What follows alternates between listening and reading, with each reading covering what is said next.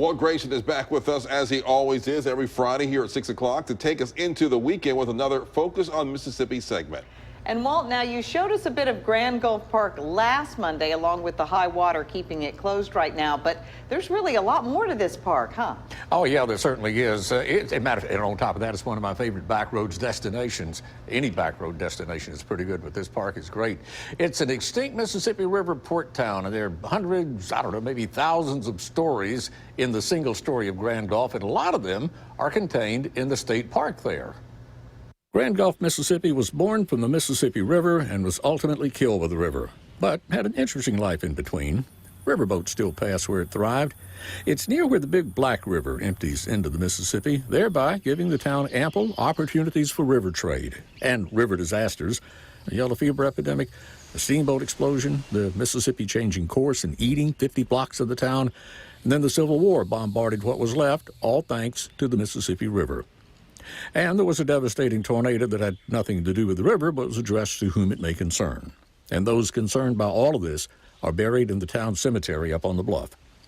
There are also two African-American Union soldiers whose graves were about to slough off into a gully. And about a dozen years ago, a group of sons of Confederate veterans reburied them in a safer place. There's a museum here with Civil War memorabilia, including the signature of the only president of the Confederacy, Jefferson Davis, and also the signature of the first president of the United States, George Washington. And then going way back is an Ice Age mastodon bone unearthed from the Mississippi bluffs. The Spanish house was built in the 1790s, while all of this area was still owned by Spain. In its front yard is Civil War-era Fort Wade, from which the Confederates held off a Union naval bombardment, during which the fort's namesake, Colonel Wade, lost his head and left a rather recognizable ghost, according to one former park manager, his wife, a camper, and a Boy Scout, who all claim to have seen him up here around the Spanish house, or the old Sacred Heart Catholic Church, moved here to higher ground from Rodney in the 1980s. One more building relocated here, originally in Franklin County, Scotia, a pioneer log house built in the 1780s, a taste of the past that will quickly make you glad that we've come a long way.